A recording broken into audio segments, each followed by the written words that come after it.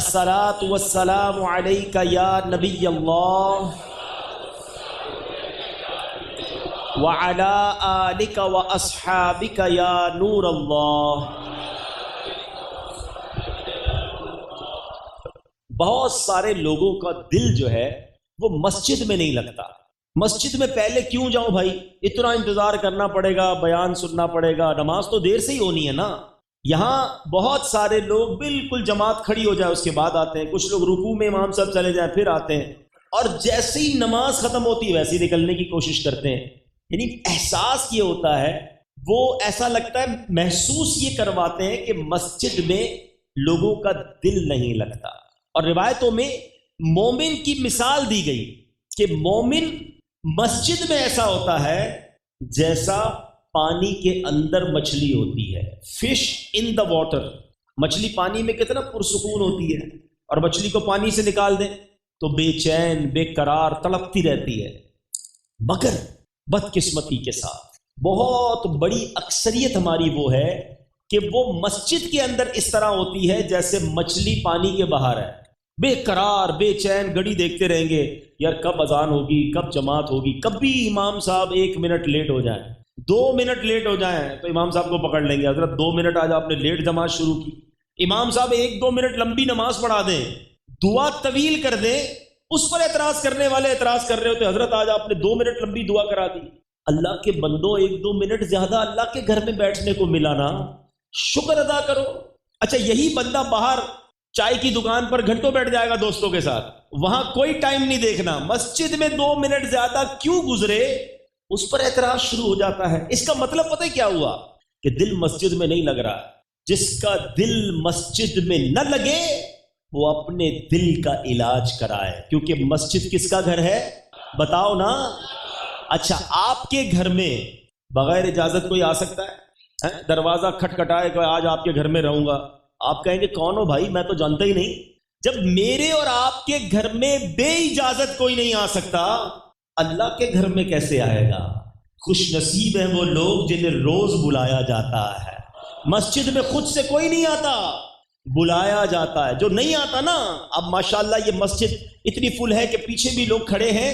میں آپ سب سے ایک سوال کرنا چاہتا ہوں، کیا صرف جمعہ کی نماز فرض ہے؟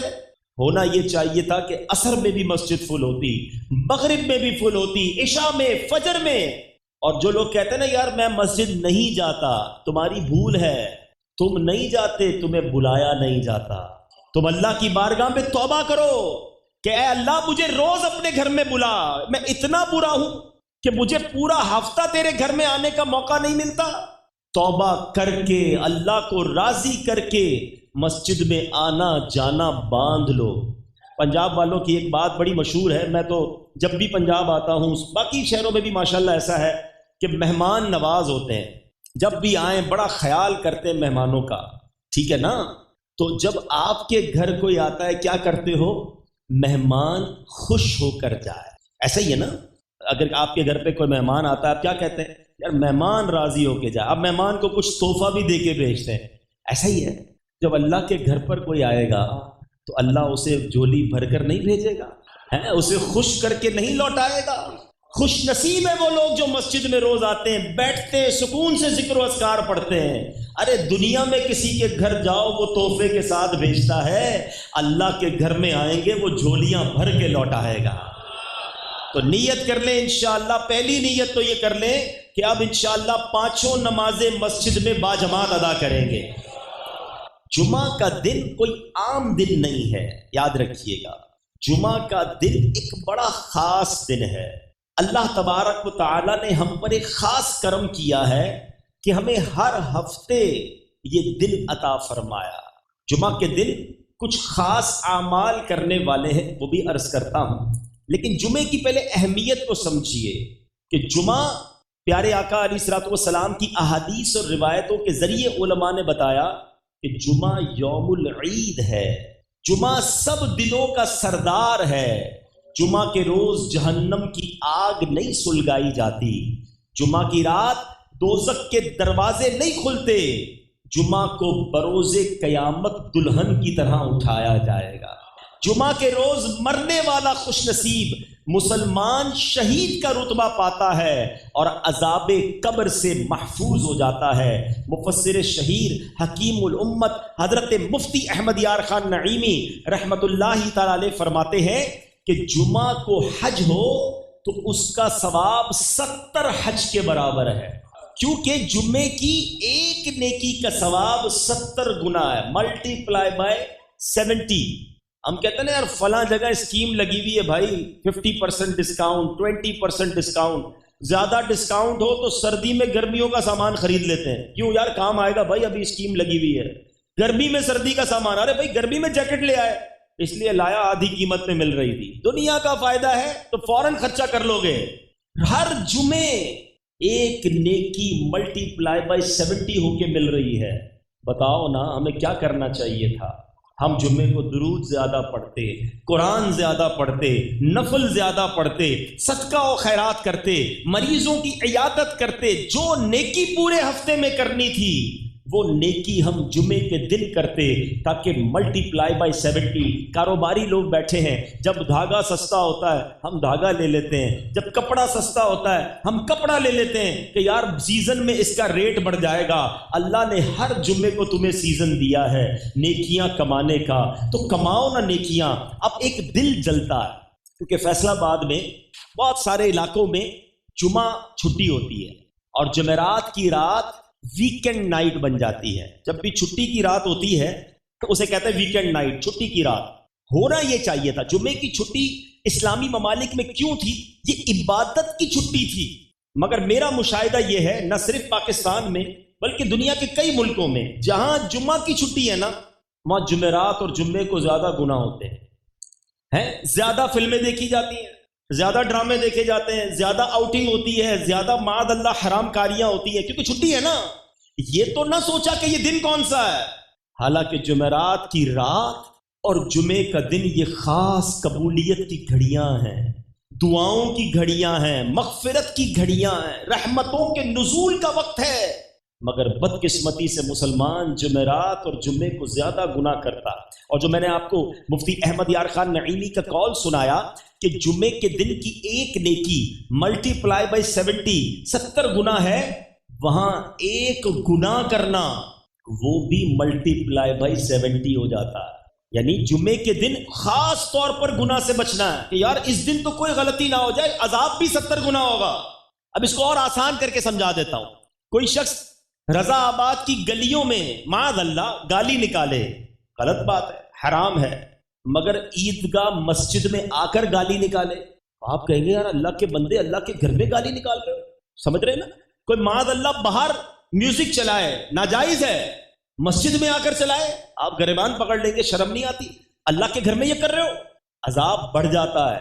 جب مقام مقدس ہو تو عذاب اور غلطی شدید ہو جاتی ہے۔ بالکل اسی طرح مکہ شریف میں جاؤ، ایک نیکی حدود حرم کے اندر 1,00,000 نیکی کے برابر ہے، مگر وہ مقام اتنا مقدس ہے کہ وہاں ایک گناہ کیا جائے تو وہ گناہ بھی 1,00,000 گناہ کے برابر ہو جاتا ہے۔ میں ان تمام پاکستان کے علاقے والوں سے بات کر رہا ہوں، میں ان تمام ممالک کے لوگوں سے بات کر رہا ہوں جہاں جمعے کو چھٹی ہے، خدا را جمعرات کی رات کو ویکینڈ نائٹ بنا کر گناہ مت کرو۔ جمعہ کا دن اللہ کو ناراض کرنے والے کام نہ کرنا، کہیں ایسا نہ ہو کہ پورا ہفتے کی خطائیں ایک طرف، جمعے کو کی گئی خطائیں اور اس کا عذاب ایک طرف ہو جائے، اللہ سخت ناراض کہیں ہم سے نہ ہو جائے۔ تو خدا را اگر جمعہ کو چھٹی ملی ہے تو اس کو عبادت میں گزارو، اس کو غنیمت جانو، جمعہ کی اہمیت تو سمجھو۔ اللہ تعالیٰ نے اس ایک دن کی گویا فضیلت کو بیان کرنے کے لیے قرآن پاک میں پوری سورہ جمعہ نازل فرمائی، اور اس میں اللہ ارشاد فرماتا ہے بسم اللہ الرحمن الرحیم یا ایہا الذین آمنوا اذا نودی للصلاة من یوم الجمعة فاسعوا الى ذکر اللہ وذروا البیع ذالکم خیر لکم ان کنتم تعلمون۔ اے ایمان والو، جب نماز کی اذان ہو جمعہ کے دن تو اللہ کے ذکر کی طرف دوڑو اور خرید و فروخت چھوڑ دو، یہ تمہارے لیے بہتر ہے اگر تم جانو۔ ذکر کی طرف دوڑو، لوگ پکنک کی طرف دوڑتے ہیں، لوگ معاذ اللہ غلط کاموں کی طرف جمعہ کے دن دوڑتے ہیں۔ ایسا نہ کرنا، ایسا نہ ہو کہ اللہ تعالیٰ کی شدید ناراضی کا یہ سبب بن جائے۔ بہرحال کچھ کام جو جمعہ کے دن اسپیشل کرنے والے، ایک بہت ہی خاص کام جمعہ کے دن یہ کرنا ہے کہ نبی پاک صلی اللہ تعالیٰ علیہ وسلم کا فرمان ہے کہ جو جمعہ کے دن، حدیث پاک کا مضمون ہے، 200 بار درود پاک پڑھے اس کے 200 برس کے گناہ معاف کر دیے جاتے ہیں۔ یعنی جمعہ کا دن خاص الخاص درود پاک پڑھنے کا دن ہے۔ ایک عشق والی بات بتا دو، فضیلتیں تو اتنی ہیں، حدیثیں تو اتنی ہیں کہ جمعرات کی رات درود پڑھنے والے کو یہ ملتا ہے، جمعے کے دن پڑھنے والے کو یہ ملتا ہے، یہ ساری فضیلتیں۔ عشق والی بات بتا دیتا ہوں جو غلام مصطفیٰ کے لیے وہی کافی ہے۔ آقا فرماتے جس کا مضمون ہے، اور دنوں میں جب بندہ درود پڑھتا ہے تو فرشتے مجھ تک درود پہنچاتے ہیں، مگر جمعہ کے دن جو درود پڑھتا ہے میں خود سماعت کرتا۔ یعنی جمعہ کا دن ڈائریکٹ ڈائلنگ کا دن ہے، ادھر میں نے درود پڑھنا ہے، ادھر میرے آقا نے سماعت کرنا ہے۔ مل کر محبت سے درود پاک پڑھ لو، صلو علی الحبیب صلی اللہ تعالی علی محمد صلی اللہ علیہ وسلم۔ تو جمعہ کے دن تو کام ہی یہ ہونا چاہیے، تسبیح ہاتھ میں اور درود پاک کا ورد جتنا ہو سکے، جمعرات کی رات سے جمعے کی مغرب تک جتنا ہو سکے آپ درود پاک پڑھیں۔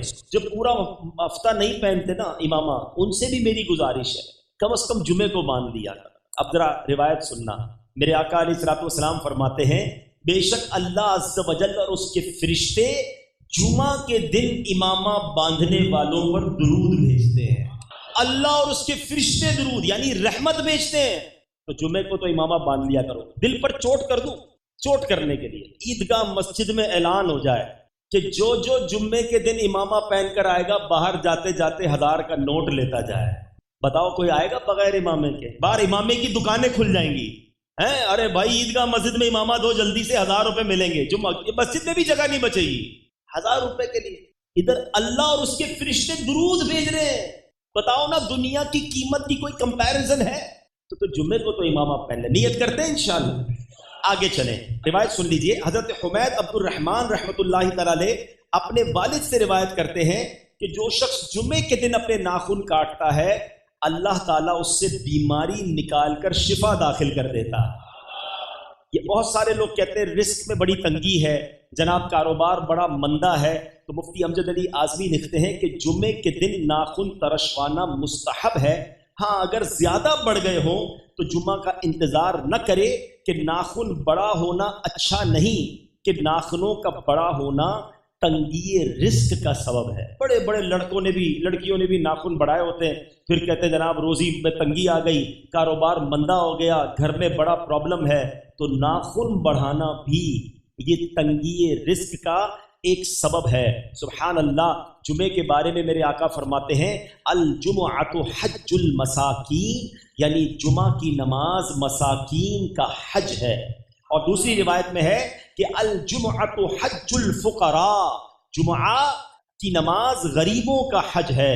اور سبحان اللہ، مسجد میں ٹھہرنے کی بات ہو رہی تھی، امام غزالی رحمۃ اللہ تعالی علیہ فرماتے ہیں کوئی شخص نماز جمعہ کے بعد اگر عصر کی نماز پڑھنے تک مسجد میں رہے اور اگر نماز مغرب تک ٹھہرے تو افضل ہے۔ کہا جاتا ہے کہ جس نے جامع مسجد میں جمعے کی نماز ادا کی وہیں رک گیا اور عصر کی نماز تک ٹھہرا رہا، اس کے لیے حج کا ثواب ہے، اور اگر وہیں رہ کر مغرب پڑھی اس کے لیے حج اور عمرے دونوں کا ثواب ہے۔ یہ ہے جمعہ کا دن، نیکیاں کمانے کا دن۔ تو کوشش کریں کہ یہ جمعہ کا دن خاص نیکیوں میں، عبادت میں، اللہ کی رضا والے کاموں میں گزاریں۔ میٹھے اسلامی بھائیوں، جب بھی محرم کا مہینہ آتا ہے ہمیں خاص کربلا والوں کی یاد دلاتا ہے۔ تاریخ دنیا میں ایسی ظلم کی داستان کبھی نہ ہوئی ہوگی کہ نواسہ رسول، جگر گوشہ بطول، پیارے آقا علیہ الصلوۃ والسلام جن کو فرمائیں میرے پھول، ان کے ساتھ جو ظلم کیا گیا کربلا کے میدان میں، 3 دن بھوکا اور پیاسا رکھ کر پورے قافلہ امام حسین کو شہید کیا گیا۔ ایک عجب داستان ہے، جب بھی سنے آنکھیں اشکبار اور دل بے قرار ہو جاتا۔ مگر میں واقعہ کربلا سنانے کی بجائے وہ تو آپ علماء سے سنتے رہتے ہیں، مجھے اور آپ کو اس واقعے سے سیکھنے کو کیا ملا؟ مجھے اور آپ کو کربلا پیغام کیا دیتا؟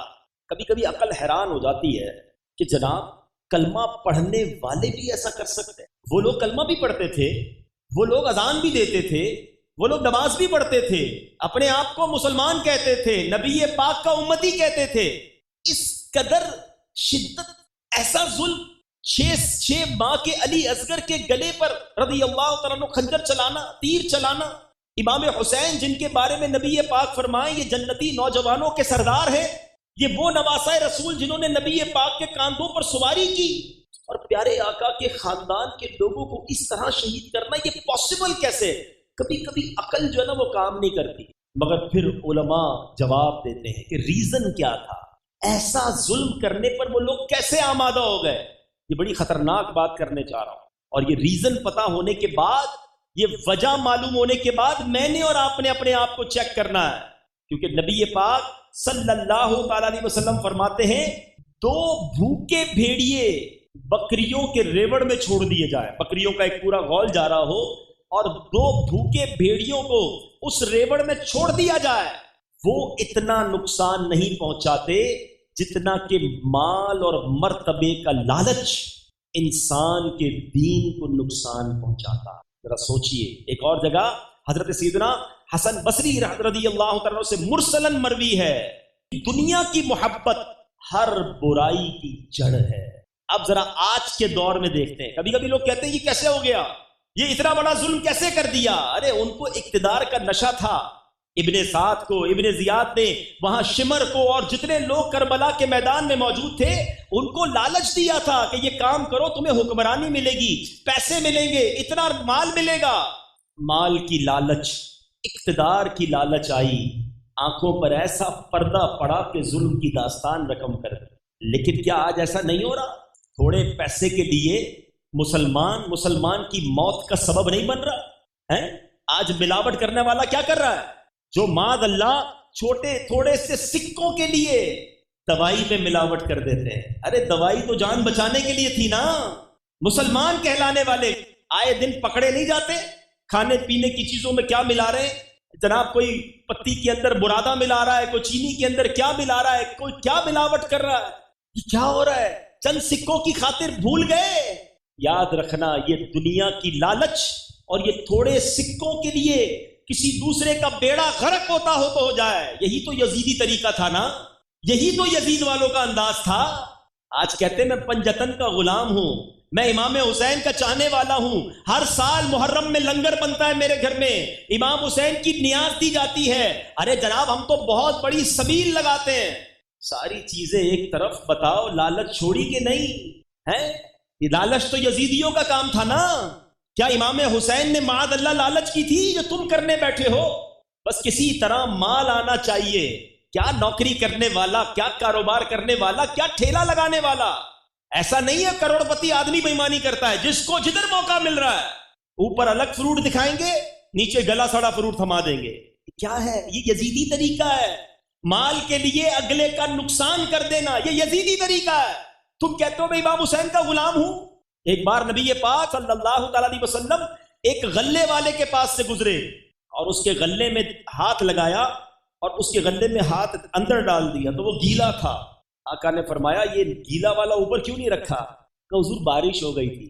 فرمایا اگر گیلا ہو بھی گیا تو گیلا والا اوپر کیوں نہیں رکھا؟ پھر وہ تاریخی الفاظ فرمائے من غش فلیس منا، جس نے دھوکہ دیا وہ ہم میں سے نہیں۔ اب بتاؤ کون ہے جو دھوکہ نہیں دیتا؟ جس کو جدھر موقع ملتا ہے کسی طرح پیسے آ جائے، کسی طرح مال آ جائے، حلال حرام چھوڑو جناب، سود کا کاروبار کر لیتے ہیں، رشوت کا کام کرتے ہیں، جھوٹ بول کر، ملاوٹ کر کے۔ کیا جواب دو گے امام حسین کو؟ اور کہتے ہو میں پنجتن کا غلام ہوں، کربلا کا میدان اور کیا پیغام دیتا ہے؟ امام حسین جس وقت شہید ہوئے اس وقت سجدے کے عالم میں تھے، کربلا کا وہ سجدہ پیغام دے رہا ہے کہ دیکھو نماز کبھی نہ چھوڑنا۔ پنجتن کا غلام کہلانے والا فجر قضا کر دیتا ہے، اس کی ظہر چلی جاتی ہے، اس کی عصر مغرب چلی جاتی ہے، اور کہتا ہے میں تو پنجتن کا غلام ہوں۔ یہ غلامی ہے؟ نہیں میرے پیچھے اسلامی بھائی، کربلا والوں کی اس حالت میں بھی نماز قضا نہ ہوئی اور تم آج اپنے نیند کے اندر نماز قضا کر دیتے ہو۔ کھیلتے کودتے میں نماز قضا کر دیتے ہو. کیسے منہ دکھائیں گے ہم امام حسین کو قیامت کے دن؟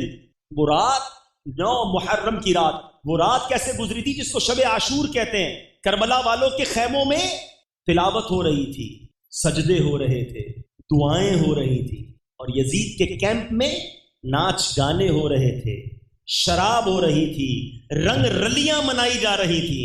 مجھے بتاؤ آج ہماری راتیں کیسی ہیں؟ تلاوت کے ساتھ، نمازوں کے ساتھ، دعاؤں کے ساتھ، یا فلموں ڈراموں کے ساتھ، ناچ گانوں کے ساتھ، معاذ اللہ کچھ لوگوں کی شرابوں کے ساتھ، بدکاریوں کے ساتھ؟ بتاؤ نا یہ راتیں یزیدی طریقے والی ہیں یا حسینی طریقے والی ہیں؟ صرف زبان سے کہنا کافی ہے کہ میں پنجتن کا غلام ہوں؟ صرف زبان سے کہنا کافی ہے کہ میں امام حسین کا چاہنے والا، میری جان قربان؟ ارے جان تو بعد میں قربان کرو گے، وقت قربان کر کے نماز تو پڑھ لو. امام حسین کے مبارک سر کو جب یزیدی لشکر نیزے پر اٹھا کر جا رہا تھا تو وہ سر انور تلاوت کر رہا تھا. عبادت ہو تو ایسی ہو، تلاوت ہو تو ایسی ہو، سر شبیر تو نیزے پہ بھی قرآن سناتا ہے. امام حسین کا سر تو نیزے پر بھی تلاوت کر رہا ہے. اور جو پنجتن کے غلام ہونے کا دعویٰ کرتا ہے اس سے پوچھو بھائی قرآن پڑھنا آتا ہے؟ قرآن پڑھنا بھی نہیں آتا. پڑھنا تو دور کی بات، پڑھنے کی ایبیلٹی بھی نہیں ہے. یہ کیسی غلامی ہے؟ پوچھو نا اپنے آپ سے. شربت پلانا، نیاز کرنا، نعرے لگانا بلا شبہ اچھی بات ہے، میں ڈسکریج نہیں کر رہا، مگر حقیقی غلامی تو یہ ہے نا کہ قرآن پڑھ کر امام حسین کو ایصال ثواب کریں. تو آج یہ نیت کر کے جاؤ اس بار کا محرم ہماری زندگی کا ٹرننگ پوائنٹ بن جائے. ہمارے دوست ہم سے پوچھے یار تم 5 وقت کے نمازی بن گئے، خیر تو ہے، پہلے تو نہیں پڑھتے تھے. تو میں بتاؤں کہ الحمدللہ محرم آیا، میں پنجتن کا غلام ہوں. امام حسین نے سجدے میں نماز پڑھتے ہوئے سر کٹایا، میں نے بھی نیت کر لی میری اب کوئی نماز قضا نہیں ہوگی. کوئی کہے یار پہلے تم بڑے غلط کام کرتے تھے، تم جناب حرام کماتے تھے، تم نے وہ کام چھوڑ دیا.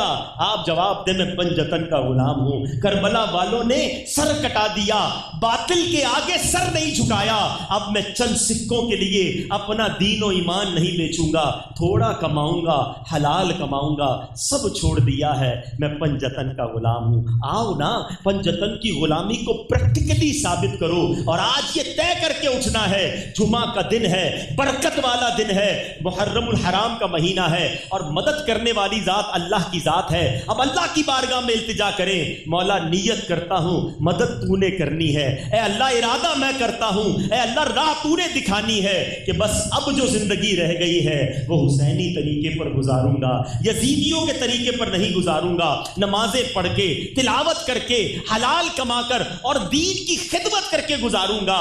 قیامت کے دن جب میری اور آپ کی امام حسین سے ملاقات ہوئی، کربلا والوں سے ملاقات ہوئی، اور انہوں نے پوچھ لیا کہ ہم نے تو نانا کے دین کے لیے سر کٹا دیا، بتاؤ تو صحیح تم کیا کر کے آئے ہو؟